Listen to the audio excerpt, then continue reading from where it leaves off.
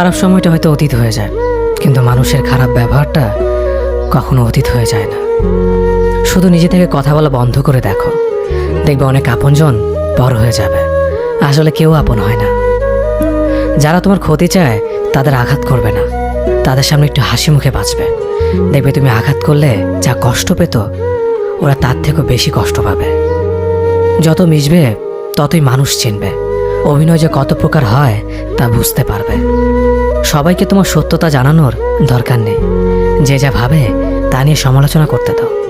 বেঈমান মানুষগুলো কখনো অপরিচিত মানুষ হয় না, খুব কাছের মানুষগুলোই বেঈমান হয়। মানুষ চেনা শুরু করলে এমনিতেই বন্ধুর সংখ্যা কমে যাবে, এটাই বাস্তব। 3টি কথা মনে রাখবেন: যে তোমাকে সাহায্য করে তাকে কখনো ভুলে যেও না, যে তোমাকে ভালোবাসে তাকে কখনো ঘৃণা করো না, যে তোমাকে বিশ্বাস করে তাকে কখনো ঠকিও না। ধোঁকা একজনেই দেয়, কিন্তু বিশ্বাস সবার উপর থেকে ওঠে।